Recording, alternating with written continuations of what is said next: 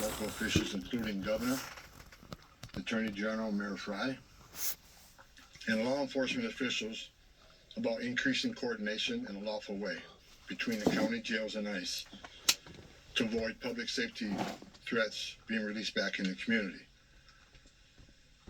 While we had our differences, one thing was clear: we all committed to public safety for all who live in the Twin Cities. We have made significant progress under the direction of President Trump, working with state and local officials here in Minnesota, and I expect that to increase in the coming weeks. We continue to have discussions. I'll have discussions this afternoon. We currently have an unprecedented number of counties communicating with us now and allowing ICE to take custody of illegal aliens before they hit the streets. Unprecedented cooperation. And I'll say it again. This is efficient. It requires only 1 or 2 officers to assume custody of a criminal alien target rather than 8 or 10 officers going into the community and arresting that public safety threat. This frees up more officers to arrest and remove criminal aliens. More officers taking custody of criminal aliens directly from the jails means less officers on the street doing criminal operations. This is smart law enforcement, not less law enforcement. It's safer for the community, safer for the officers, and safer for the alien. This coordination also makes it far more safe for the Twin Cities. Arresting a public safety threat in the safety and security of a jail. Sit down now, let's watch this. This is the safest thing Watch we can this. do. This is important. Further, less public safety risks are being released back into the communities, reduces recidivism. So local law enforcement can direct their limited resources to other public safety matters in their community. This is another priority of President Trump. The state prisons already cooperate with ICE on this coordinated transfer of custody, and we thank them for that partnership, and we plan to do more with them. I also want to reiterate and emphasize, we are not requiring jails to hold people past their normal release time for immigration purposes. We're not asking anyone to be an immigration officer. We are not asking any state or local official to do immigration enforcement activity. They are not, by merely notifying us before they release them. You know, until I went through the system several different times, I really didn't know what to expect in the federal judicial system. You know, it's one thing to have a small timer, a small time town, and somebody with a federal charge. But whenever you go to these bigger cities like Atlanta and L.A. and places and Louisiana and New York, you'll find probably 25% of everybody in there is from another country, cannot speak a bit of English, and who knows how many of them are in there illegally. I know the prison system in Atlanta that I done a layover for one night was almost like a city in and of itself.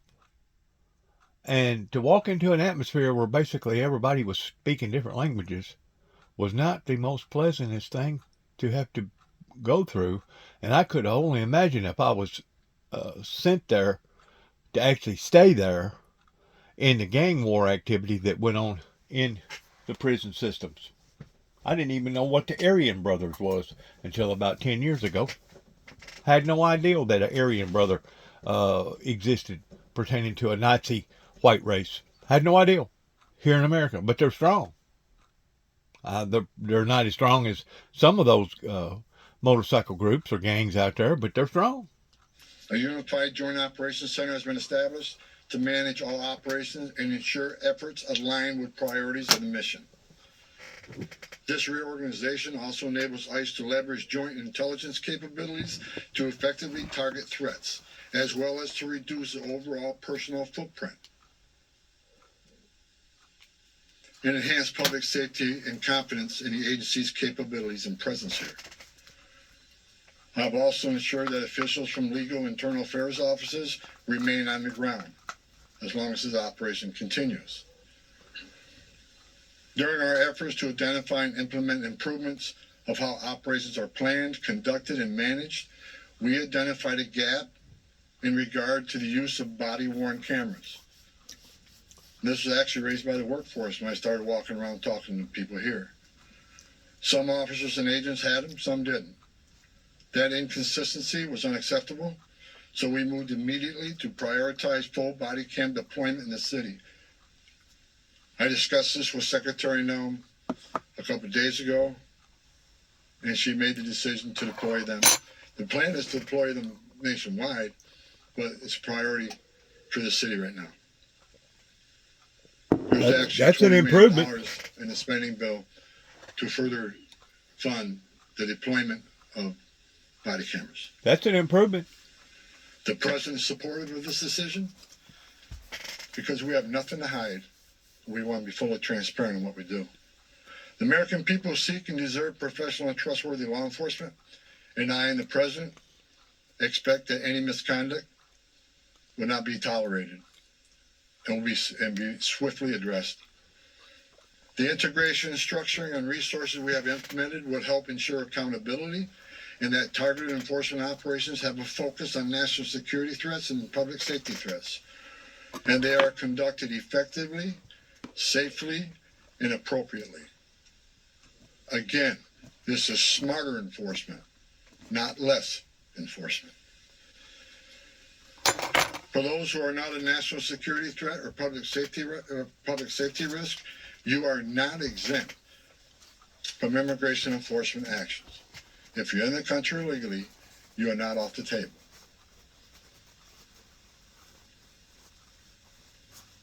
And let me be clear, President Trump fully intends to achieve mass deportations during this administration, and immigration enforcement actions will continue every day throughout this country.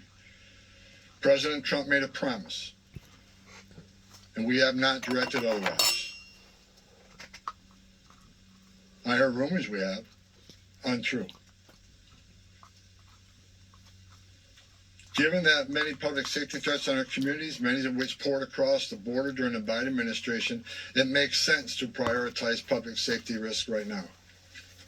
Again, prioritization doesn't mean you forget about everybody else. But we have a criminal here, and I'm a criminal here. The criminal has to be arrested first because they're the biggest threat to the community.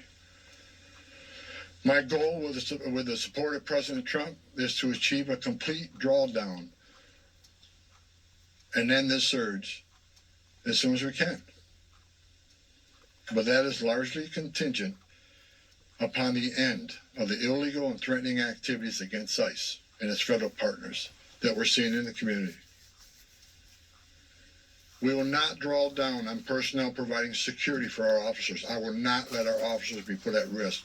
So we will not draw down on personnel providing security and responding to hostile incidents until we see a change in what's happening with the lawlessness of the impeding and interfering and assaulting of ICE and so they're not leaving. He's what he's saying. The law to forcibly assault, resist, oppose, impede, intimidate, and interfere with federal law enforcement, including ICE officers and Border Patrol agents. Doxing law enforcement to threaten them and their families because they're executing their sworn duties to enforce immigration law that Congress passed is unacceptable.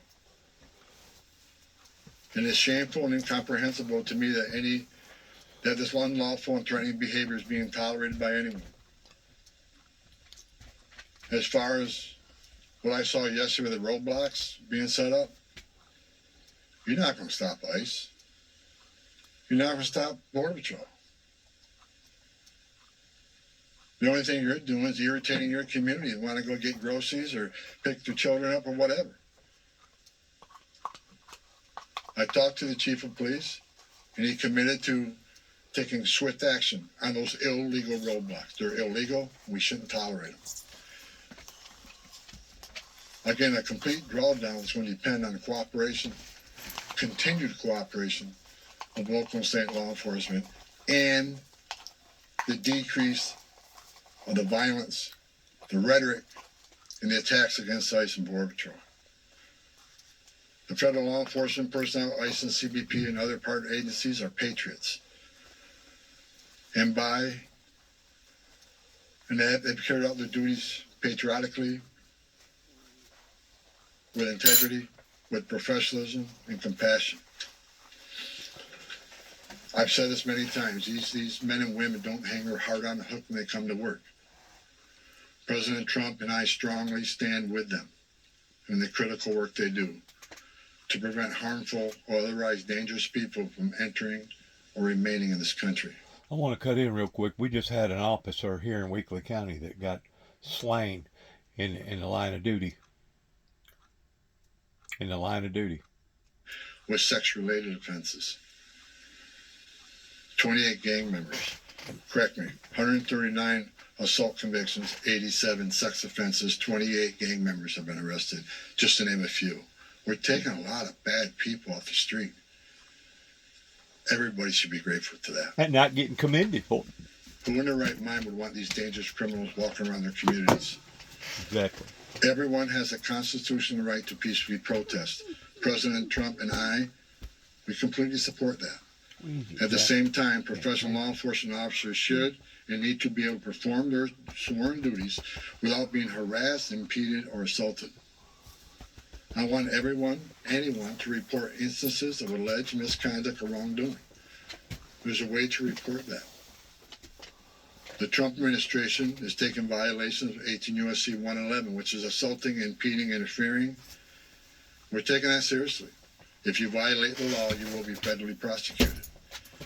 In the past month, 158 people have been arrested for violation of 111. 85 cases have been already accepted for prosecutions. The rest remain pending. We've had 9 indictments of those who raided the church, and additional cases are being worked. Additionally, I've been saying this for almost a year now. Hateful, extreme rhetoric against ICE personnel is completely unacceptable. Please stop. I said back in March of this year, if the hateful rhetoric didn't stop, I was afraid there would be bloodshed. And there has been. President Trump and I, Secretary Noem, none of us want to see any bloodshed. It is no doubt encouraging and inciting certain people to violate the law, wanting to harm and actually harm law enforcement, their families, is unacceptable. I want to say I appreciate the discussions had with the governor, Mayor Fry, and the Attorney General. We've had frank, honest discussions. We don't agree on everything, but we do agree on the need for public safety. And we do agree that ICE has a role to enforce the immigration laws of this country. I would implore the governor and the AG and the mayor and other political officials to urge in the most strong, urgent way to ask for calm in the community and to end the resistance, the impediment, the interference, again, protest.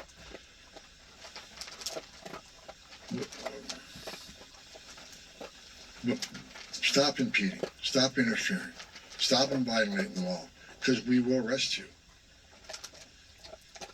In closing, President Trump and I would like to thank the men and women of ICE, Border Patrol, and other federal agencies on the ground here for your dedication to the oath you swore to enforce the federal laws and promote public safety through the work you do. That hasn't been easy. I know the sacrifices you made. I know the sacrifices your families make. I know your families worry about you every day. I know you've been away from birthdays, and anniversaries, and holidays. I appreciate every one of you. I wore that green uniform. I love the United States Border Patrol. I was an ICE agent. I know the job you have. I know the tragedies you've seen. It's dangerous. The president is with you.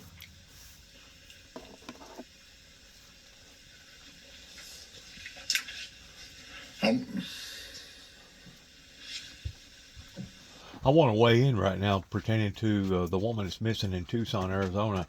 This could be some sort of retaliation regarding apprehending, if she did get apprehended or kidnapped, pertaining to making demands and wanting a lot of money or a lot of value to money. This may be a retaliation to that. So that tells me that every person, teacher, media, politicians, whoever, we're all at risk right now, depending upon your position, where you are, who you are, and how open you are about this this movement.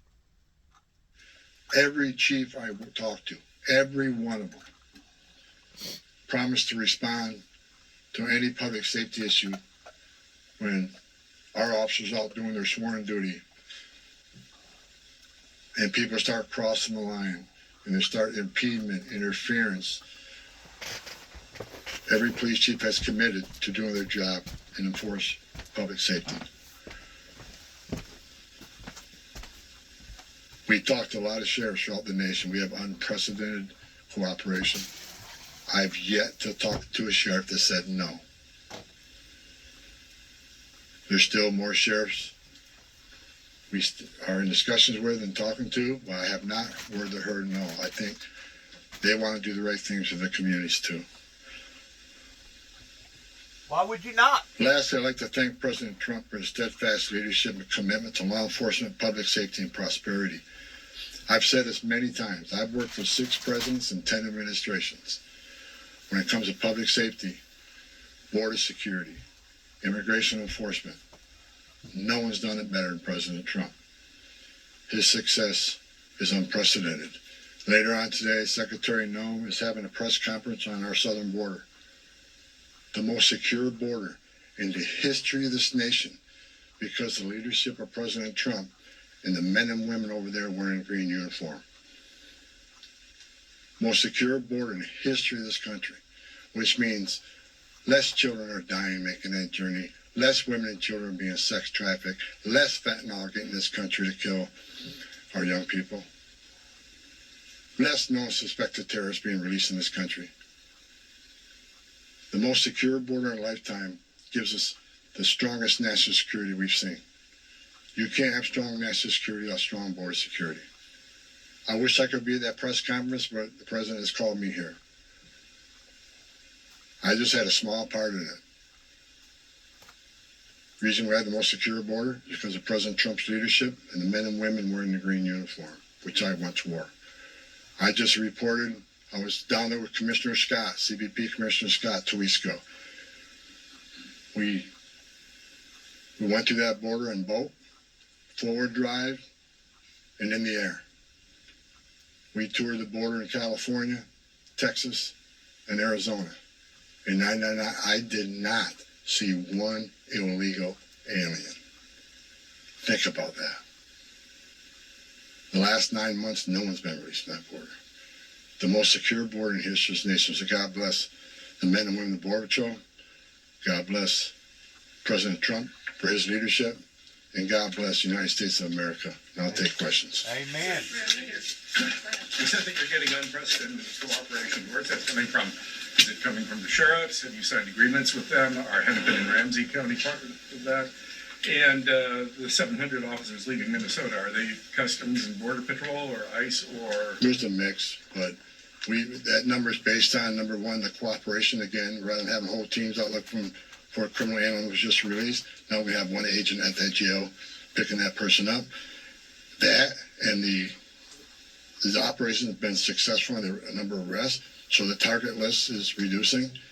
So with the efficiencies of the jails, with the efficiencies of the prison system working with us, and the target list decreasing, We had a whole team looking at what makes sense without risking officer safety and security teams, and that number is 700. Look, we want to get back to the original footprint, the Minnesota footprint of what ICE offices looked like before this operation, plus the additional hires through the big, beautiful bill.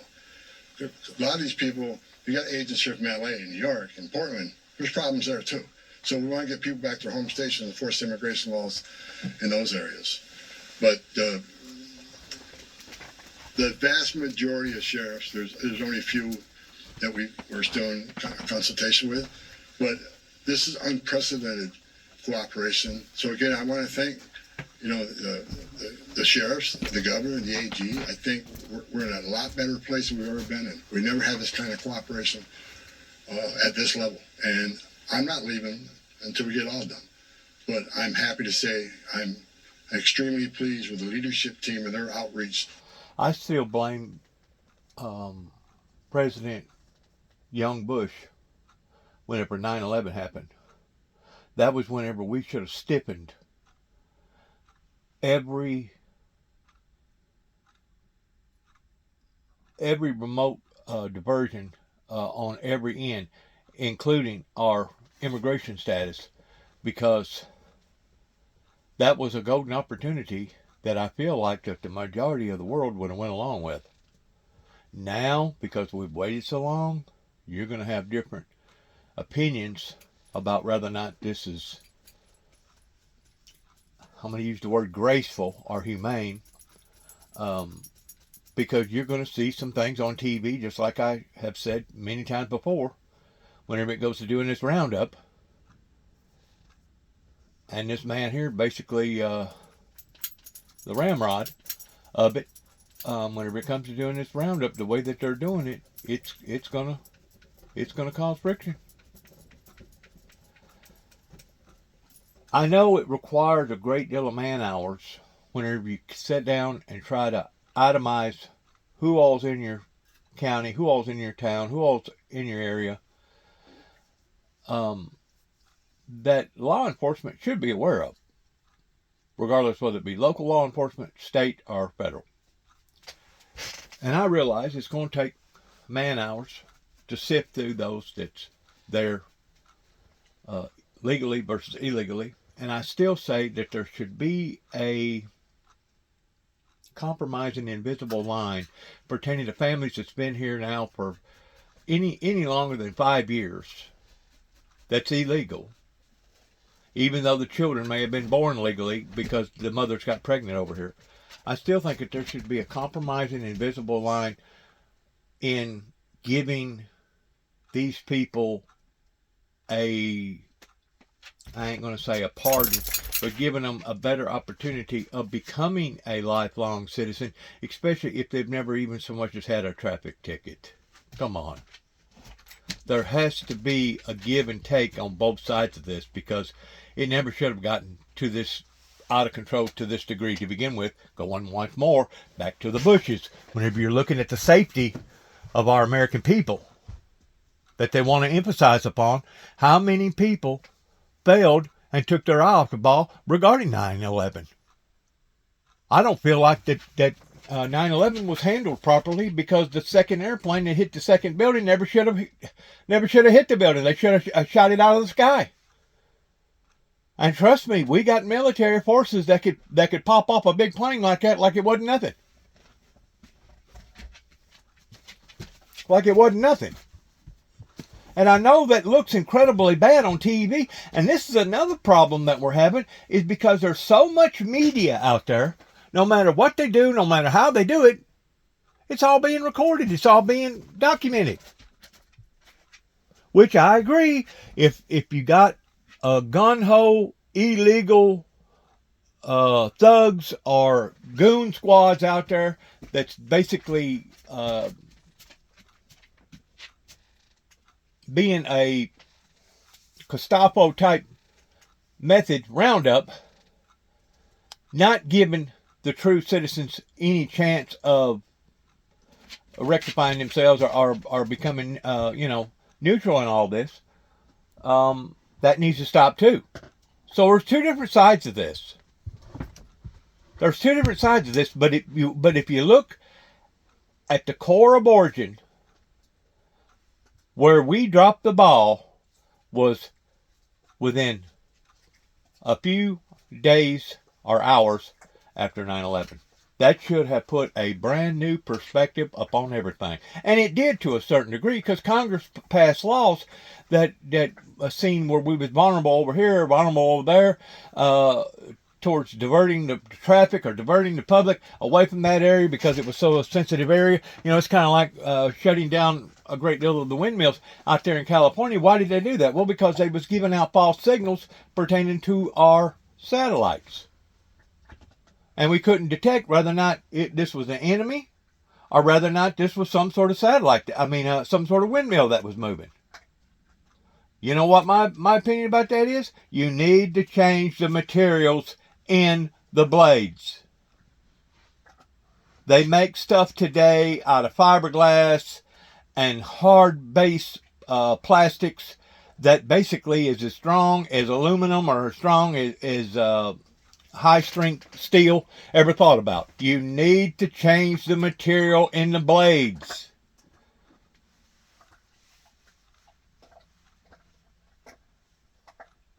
There's a solution to everything if you sit down and really look at it. These building codes need to be changed. They done that on the coastline in areas. But there's other problems pertaining to flooded areas, pertaining to fires, pertaining to tornado-stricken areas. You know, you can't even build a house no more in the city of Oklahoma unless it's got a safe house in it of some sort. You cannot build a new house and sell it on the market today in the state of Oklahoma, Oklahoma City, Oklahoma, unless it has a safe house. Why is that? Because people got together and they said, we're going to have to do something about the casualties. We can't do nothing necessarily about the tornadoes. We don't have big enough fans or equipment to divert these tornadoes from coming out of the ground, but what we can do is minimize the casualties. So they changed the building codes. On this matter. When I was away to where the roadblocks is, I called the chief of police, and he went and disbanded them after I got off the phone with him. He has promised to take enforcement action. It's illegal. You can't do that. And again, it messes those folks. What are you doing? You really think you're going to stop a licensed CVP even doing the job? It's a joke. Only people you're hurting is your own community who wants to go and get groceries. To me, you ought not be able to build a house in California and put it on the market, the legal market, unless it's got some sort of a sprinkler system or some sort of a burn tarp that will come out of the Boston crown or the top of the house and basically use a burning non-flammable material to be able to blanket over that house. It should be built into their building codes that you cannot build a house in California without it having some sort of extra provision in preventing for a house fire. Just like out in Colorado, I think it's in Boulder, Colorado, where they lost almost 1,000 structures, like 2 or 3 days right before Christmas, about 5 years ago, maybe a little longer, maybe a little less, I don't know. They need to change the building codes pertaining to allowing for them people to have metal roofs. What's wrong with having metal roofs? There ain't no telling how many structures could have been possibly saved if they'd had metal roofs, or if they had maybe those round, I don't forgot now what they call them, those shingles is made out of some sort of hardened material that they make it, kind of like ceramic or something. You know, if you got something like that, it ain't going to catch, it's going to have a tendency of not catching a fire near as easily if a spark or two gets on it. Why Colorado has those rules of nobody being able to put a steel roof on their rooftop or their barn or their shed, I don't know. I still hadn't figured that one out. I don't know if they think it's maybe cheap looking. I don't know if they think maybe it's tacky looking. I'm sure it's got something to do with with the code of conduct that people agree with in that area. Kind of like you can't build, no matter how much money you got, you cannot build a structure in downtown St. Augustine, Florida, unless it imitates the look, the natural look of all the other buildings in there. They want to maintain that look. That way it looks like that everything was in place, that it was, that it wasn't foreign, that it was part of the old design. Whenever you work with a gated community or a controlled community like that, ordinarily they put those policies in place for a reason. It doesn't matter if it's using hurricane strength devices in all your wood structures to make your house stronger in case you do get hit by a category 3 or 4 or 5 hurricane. Odds are if you get hit with a category 4 or 5 hurricane and you're right on the coast and you get a direct hit, odds are you're not going to be able to stop it anyway. It don't matter if it was made out of concrete and steel. Odds are. Some of them get lucky and escape through it, but very few of them do. The only thing that I seen down working in the Gulf Coast down whenever Katrina hit, that it just ravaged every wooden structure like it wasn't even there, and even the steel structure pertaining to the Walmart that was built out of steel pertaining to the columns and the support joists and everything else, wasn't nothing left in that Walmart except the steel. The steel was still hanging on to the concrete.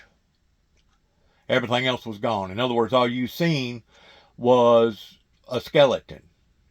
Well, there was one building that was pretty close to it. I don't know if anybody took any notice to it, probably less than a half a mile, that was made out of a dome.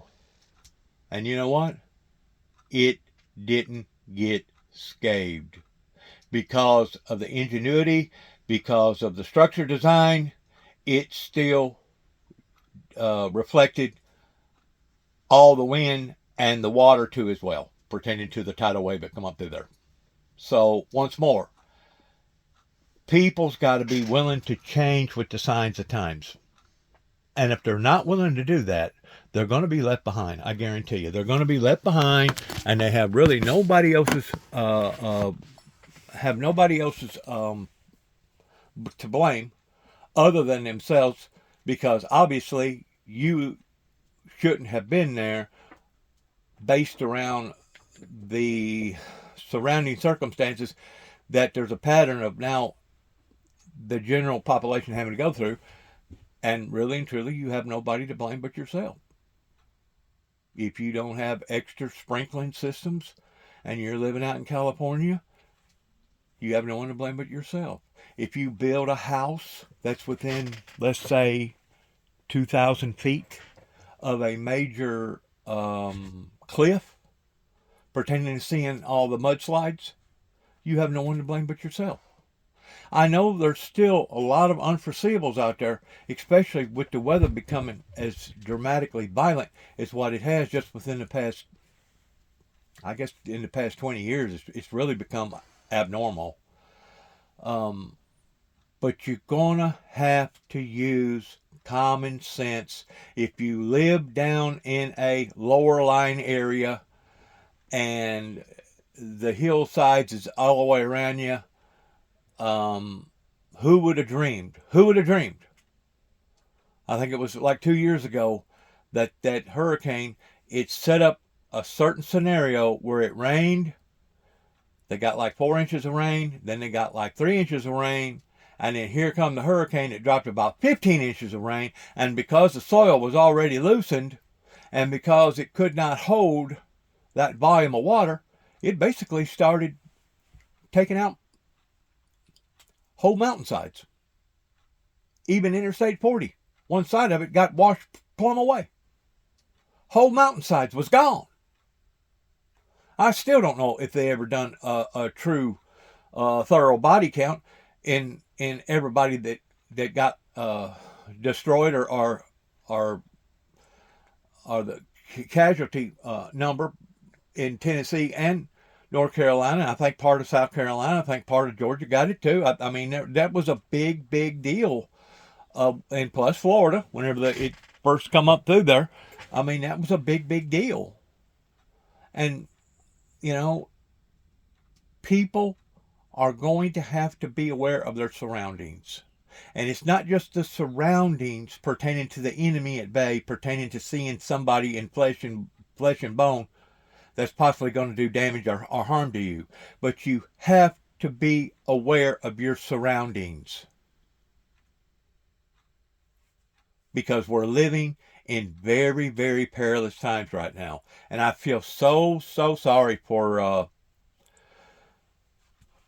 these third world countries, you know, that basically live in shotgun shanties. I'm just going to use Mexico as an example. That you see all these little shotgun shanty houses, and they're colored in bright greens and oranges and yellows and violet different colors, which there's nothing wrong with that. And there's nothing wrong in somebody being poverty stricken to the point that they can't do no better for themselves. But whenever you see how the weather is responding and reacting, and you're sitting on the side of the cliff, my advice would be to get out of that area. You can always rebuild the house if that's what you want to do. But I realize that you're kind of stuck in between a hard place and a rock there towards losing structural damage. But whenever you see something like this coming about, like the people over in East Tennessee and also in North Carolina, get out of there. If you live in a low-lying area, get out of there. We got a town less than 10, 12, 15 miles away from here that got flooded twice in the same year. Twice.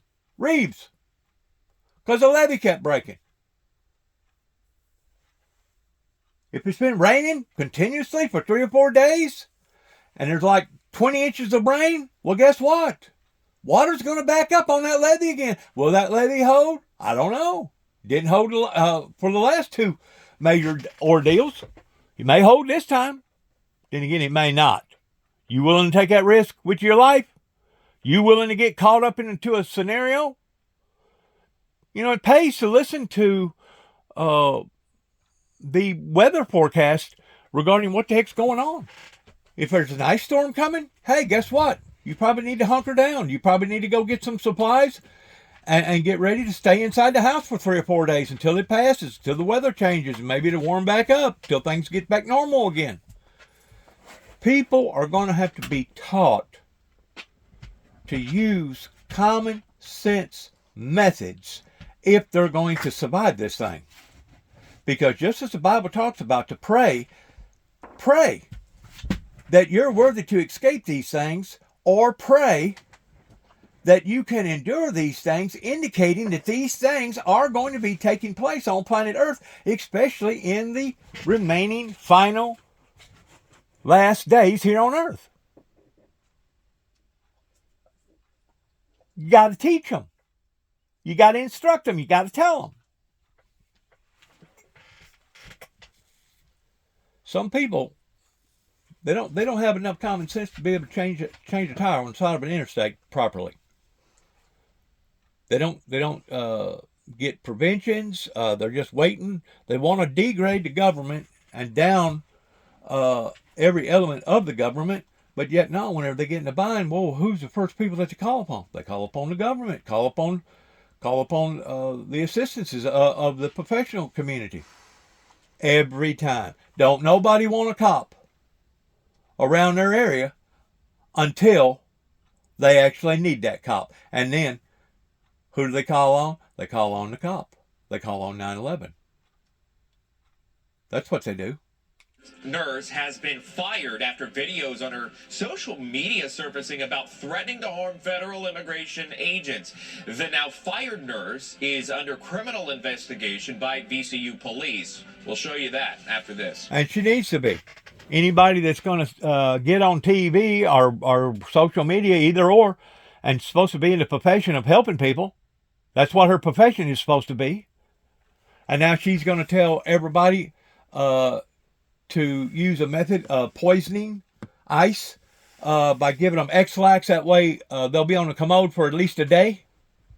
Well, if you start telling people that, next thing you know, you'll have people that's going to be putting, who knows, antifreeze, rat poison. I mean, I could go down a long list about stuff that you can put in somebody's food or their water that'll make them at least sick, if not kill them. You know, there is elements out there pertaining to cyanide and stuff like that you can actually kill people with. They got a plant over in China that if you rub it against your skin just right, guess what? You're fixing to die. Reason why I know this is because they use them for darts. They can put that poison coming from that plant on the end of that dart, and it's usually a little wooden dart. And if they shoot it through a pipe and it penetrates through the skin, it don't matter if you're an animal or a human. Guess what? You're fixing to die. You're fixing to die. So there's all kinds of stuff out there that people can use cruel endangerment ideals toward trying to harm people.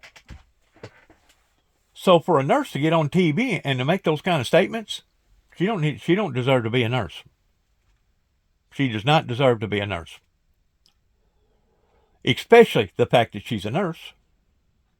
It'd be bad enough just coming from a tyrant by getting out there and suggesting for the people to do stuff like that. There's going to have to be a compromise pertaining to how Donald Trump is doing this ICE raid. If not, we're going to see this grow into an unproportionate state that could lead into an actual bad thing. About threatening to harm federal immigration agents. Now, former nurse Melinda Hook instructing her TikTok followers to contaminate ICE agents' food and even jab them with paralytics. Watch this video. All the medical providers, grab some syringes with needles on the end. Have them full of saline or succinylcholine. Anybody got any poison ivy, poison oak in their yard? Get some of that up with gloves, obviously, and get it in some water. I'm going to put it into a water gun. Aim for faces. Get on Tinder, get on Hinge, find these guys. If they're an ICE agent, bring some X-Lax and put it in their drinks. Get them sick. Now, I understand her compassion towards wanting to protect her community, and I understand her compassion towards wanting things to settle down. Don't get me wrong, I understand that. But for her to be influencing people that way on social media, that she's supposed to be a nurse, a registered nurse, do you not see a conflict of interest there? I think so. I think so. And she needs to be called down upon to it, just like any other doctor, any other nurse out there that, you know, especially the doctors that take a hypocritical oath. There's reasons why that there's safety catch-alls in our system. That way we can participate as a civilized society. Whenever you start breaking those safety barriers, then it's on the table towards anything happening. I'm glad to see that the head honcho pertaining to the ramrod of ICE has tried to compromise on some of the things, especially whenever it comes to ICE members wearing cameras, because I've heard of a lot of cops that was against cameras at first. They was against cameras. And I realize that their job is going to be a tough job towards going in there and rooting out these people. But by and large, most cops that does wear body cameras will tell you that it's not only for the public's safety, but it's also for their safety. That way, if there's ever any doubt pertaining to anything being scrutinized and who said what to who and who started it or who done what, who throwed the first blow, you got a camera to back yourself up. You know? I mean, every officer has a right to protect himself. Everybody has a right to protect themselves. It don't matter if you're an officer or not. And these officers are basically going into these situations, and it's basically he said, she said type scenario of taking it before court and letting somebody hear both sides of the story. And at the end of the day, well, did I make the right decision towards not reprimanding this officer? Did I make the right decision towards reprimanding this officer? Well, you don't know.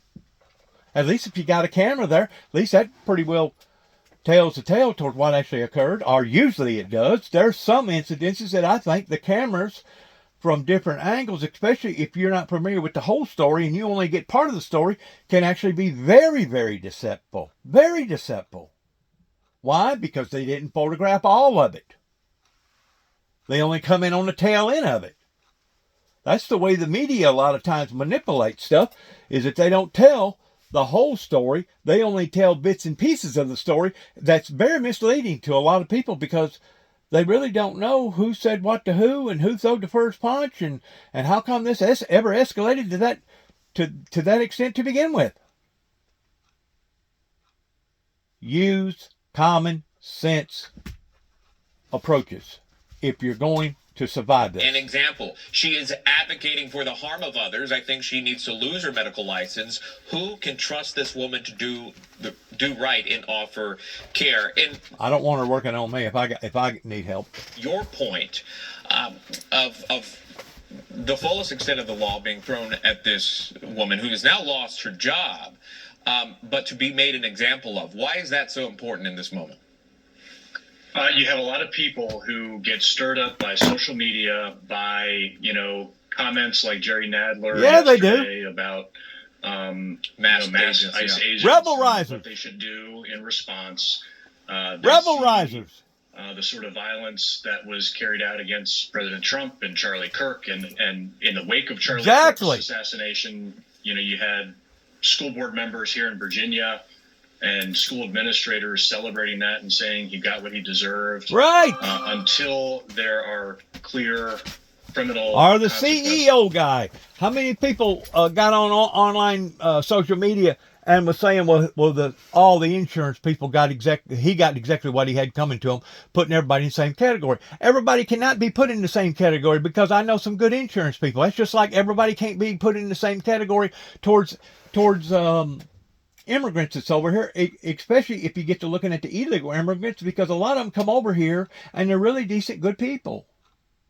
That's where we, as a society, as a civilized society, needs to take a little bit of time in screening these people and detecting, this is a family over here that got 3 children. The 3 children have been born over here in America. They're all 3 of them are Americans. What are you going to do? Leave the Americans here and then export the mother and the father back over to Mexico or back over to Honduras or back over wherever that they come from? That's causing such of a ripple and a division. Now, if the father or the mother or both, if they're worthless, no good for nothing human beings, and they've got out here and they've got a track record as long as you freaking arm, well, yeah, you just need to export the children and the parents and say, sayonara, good luck to you. You shouldn't have never come over here and done this. We don't need your aggravation. We don't need your intolerances. And don't get me wrong, there's just as many bad American citizens over here that's been born over here as there are illegals. But we know how to deal with them. If they're violent, compulsive, mean-spirited, evil people that don't have no compassion towards human life, we have a way with dealing with those people. Trust me, we do. New details emerging in the case of Today Show host Savannah Guthrie's missing mother. Police say it appears she was abducted from her Arizona residence while she was sleeping. We are live on the ground there with the very latest. I hate that for her, because of her daughter that's basically a public subservient and a newscaster on TV. I don't forgot her name now, but you know good and well that family's life has to be torn in smithereens right now and going through what they're going through right now. Just like whenever we lost an officer here in Weakley County a few days ago, the sheriff and the chief of police basically put out their condolences, but they also emphasized that as badly as they feel and as upsetting as what it is, it don't compare to what the immediate family's having to deal with right now. And it don't. Unless you yourself have went through similar situations, odds are you're not going to have no compassion towards nobody else, especially if you're a bad person to begin with. Now, if you're a good person and you got compassion for human life, well, then you're going to look upon situations like this, even though it's not affecting your life directly. You're going to look at these situations in a different way. We got some cruel monsters out there in the world right now, friends, that these people are out to harm and hurt and kill you. And like I said, the golden opportunity during the Bush administration, whenever 9/11 happened, they dropped the ball. They dropped the ball big time in preventing those scenarios of ever occurring to begin with, on number one. And number two, they dropped the ball in how that they appropriately dealt with that situation after it happened. They dropped the ball whenever it comes to safety and security here in America.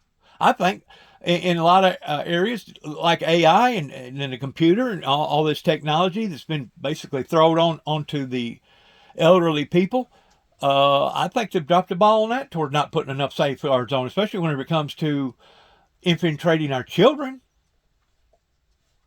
an invasion of our children, corrupting the young minds of good, decent children. And now whenever they grow up, they're going to be horrible human beings.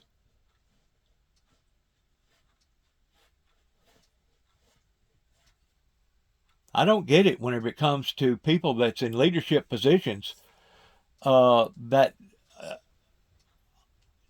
don't have their eye on the ball to the degree of seeing these hazardous situations coming over the horizon and don't warn people ahead of time towards, hey, prepare yourself, get ready, get ready, get ready. And the whole time, people such as myself or Al Gore, I bring up Al Gore a lot of times, that does put out advisories towards get ready, get ready, get ready, and trying to help society, they get punished for it. I don't get it.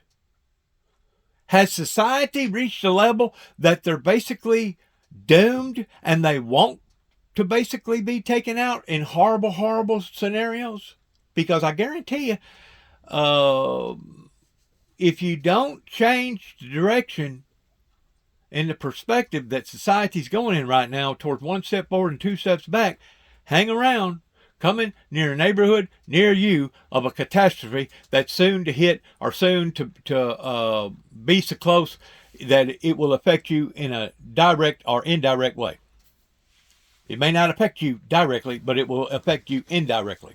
Just like them talking about going to go to war over there in Iran, and Iran fixing to start shooting at American vessels and ships over there.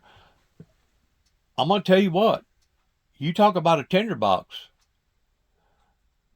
That has been a tinderbox now for the past 40, 50 years. And if they go to blowing up those oil fields over there, you think, well, that's over there. Well, it ain't just over there, my friends. It's over here too. Because everything affects everything. Next thing you know, fuel will go up, just like the major cold front that went down all the way down into Miami. I think it got down like 30 degrees or 25 degrees all the way down to Miami and just basically killed all their vegetation and their citrus crops. What do you think that's going to do to you? You may have been over in Texas or out in California. What do you think that's going to do to the prices of orange juice? We're already seeing prices right now because of various scenarios that's going on. A gallon of good orange juice costing almost $10, and that's in this area. If you was up in a high country, up in Vail or Silverthorne or other areas in the Rockies where they got to pipe it up there to you, you're probably looking at more like $13, $15 a gallon. People has no idea the things that's going on in this country. Especially whenever you get caught up into a scenario like I was down in the Miami district, down around Homestead, and Social Security called on me to go to the Social Security office and take care of some business, and I went in there and had to wait over an hour for an American English-speaking interpreter to be able to translate information coming to me that I needed to consume or interpret and tell them the answers back. People have no idea that if you go to Miami to live, you need to be able to speak Spanish. You need to speak different languages if you go down there, because it's that full of Haitians and Cubans and everybody else down there. And that's another area that, my God, if you used to do a roundup, ain't no telling what kind of disturbances that ICE would cause, this federal government would cause. Atlanta, I could go down a big long list pertaining to these areas that they basically have come in and migrated into. I mean, migrated into. You know, it ain't nothing now with the technology being like it is for them to get a false set of driver's license that looks real. I mean, looks real. You can pass it at any given day and go into a bar and showing your stuff to a bartender and going in there and saying, yeah, I'm of age, because it looks authentic. It looks authentic. You got so many bogus people out there, it ain't even funny. And it isn't just foreign, illegal foreigners. Aliens. Alien to our laws, alien to our way, alien to our lifestyle over here. It's not just them, it's across the board. It's across the board, and for these high-tech industries such as Elon Musk and all these other Facebook and all this other stuff, for them to have set us up this way, I'm disappointed. I'm disappointed big time in what has transpired in our American way of life for the past 30 years. Good luck to all of us. God bless America. God bless our troops. God bless our endeavors. And may heaven help mercy on us all. Shalom.